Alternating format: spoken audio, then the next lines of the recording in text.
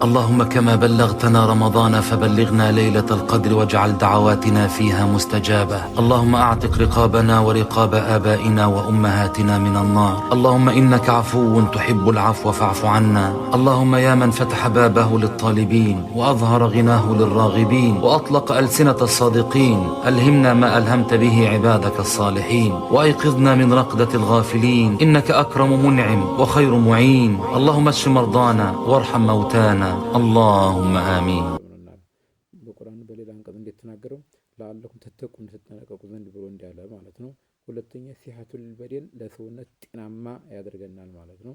ሶስተኛ ተዲቁ መጅረሽ ሸይጣን የሸይጣንን በር ወይም ደግሞ መጓጓዣዎች በሙሉ መስመሮችን በሙሉ ያጣብባል ማለት ነው።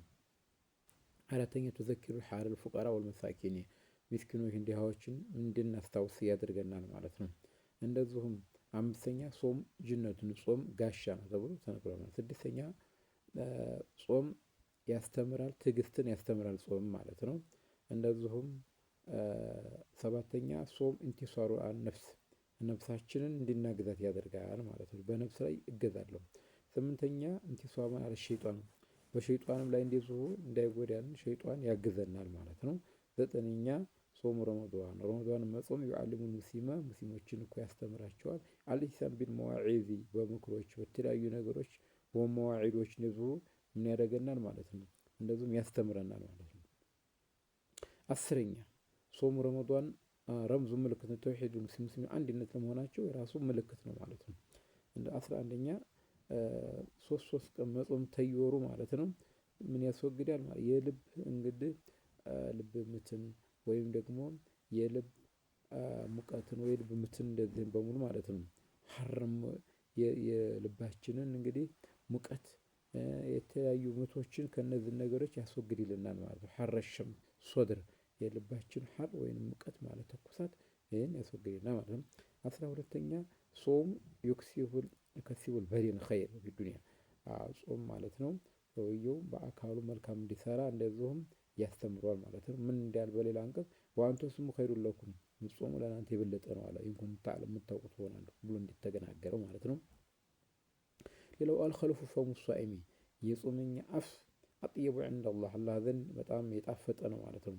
ሚር ሪሒል ሚስኪ ከሚስክ ሽታ የጾመኛ አፍ አላህ ዘንድ በጣም የጣፈጠና የሸተተ ነው ማለት ነው። 14ኛ ሊሷኢም ፈርሃታኒ ጾመኛ ሁለት ደስታዎች አሉት የሚደሰትባቸው ሆነ ማለት ነው። አንደኛ ሲያፈጥር ይደሰታል፣ ሁለተኛ ደግሞ ከፈጣሪው ጋር በሚገናኝበት ሰዓት እንደዚሁም ይደሰታል ማለት ነው። 15ኛ ዱዓው ሷኢሚ ሙስተጃብ የጾመኛ ዱዓ ሙስተጃብ ወይንም ተቀባይነት ያለው ነው። ተቀባይነት ያለው ነው መቀበሉ አላህ ይቀበልና ማለት ነው። 16ኛ ጾም የሽፋኡ ሊሷሂቢ ጾም ባለቤቱን ምን ያደርጋል ያማልዳል፣ ያሸማግላል ማለት ነው። ከማ ፊል ሐዲስ አብዱላህ ቢን አምር እንደዚህ እንዳወራው ማለት ነው አህመድ ዘንድ እንዴት ተናገሩት ማለት ነው። 17ኛ ጾም ማለት ነው ይዲፉል ሸበቀ ለሐዲስን ያማሸረ ሸባብ እንደዚህ እንዴት ተናገሩት ማለት ነው። ሰውነት ድክመታችን ያማሸረ ሸባብ የሰውነት ስሜታችን ስለሚያዳክም ማለት ነው። እናንተ ወጣቶች ሆይ መን ይስተጣዕ ሚንኩም በአተ አሁን እንግዲህ ፕሮሰስ ለቻለ ሰው ከናንተ ያገባሉ። ምክንያቱም ላይንም ጥሩ ነው ማለት ነው።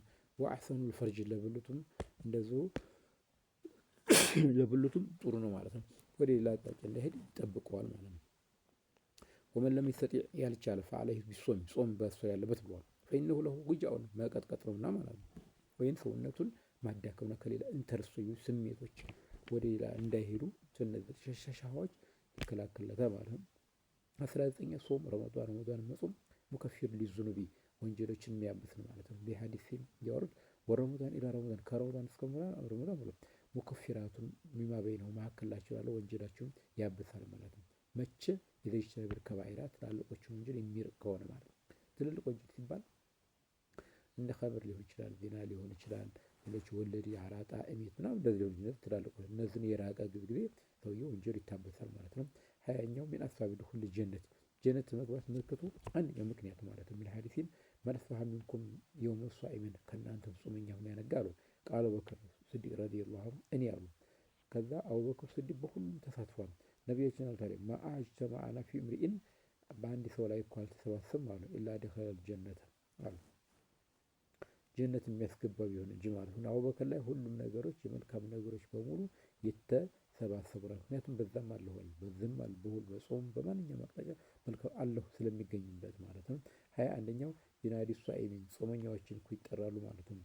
ይጠራሉ ቂያማ ቀን ረያን በሚባል በር ግቡ ተብለው ይጠራሉ ማለት ነው። ፈላይድ ሁ ፊሊሁም ኢለሷኢምን ያ ረያን የሚባለው በር የጀነት በር ጾመኛ እንጂ ሌላ ሰው አይገባበትም ማለት ነው። 22ኛ ጾም ሚን አስባቢል ዒትቂ ሚነናር ከእሳት ነፃ ከሚያወጣበት ምክንያት አንዱ ነው ማለት ነው። ሊሐዲሲን በሐዲስ እንዲተገር ወሊላሂ ላላ ዒትቃኡ ነፃ የሚወጣው ሚነል ከእሳት ወዛሊከ ያ ፊ ኩሊ ሌሊት በየሌሊቱ ሁሉ ማለት ነው። 23ኛው ጾም ዩሃዚቡል አኽላቅ ባህሪያችንን ያለዝባል ማለት ነው። ሊሐዲሲን እንዲተገር ኢዛ ካነ ሶሙ አሐዲኩም አንዳኛችሁ ጾም የሆነ ጊዜ አልፈላ የርፈስ መጥፎ አይናገር ወላ የስኸብ አይጫጫ ምንም የማይጠቅም ነገር ላይ ጊዜውን ያባክን አሉ። ፈኢንሻባ አሐዱን አንድ ሰው እንኳን ቢሰድበው አው ቃተለው ሊጋደለው ቢመጣ ፈሊየቁል ይበል እኒ ሷኢሙን እኔ ጾመኛ ነኝ አለ። እኒ ሷኢሙን ብሎ መናገር አለበት። ሀዛ ወቢላሂ ተውፊቅ ወሰላሙ አለይኩም ወራህመቱላሂ ተዓላ ወበረካቱ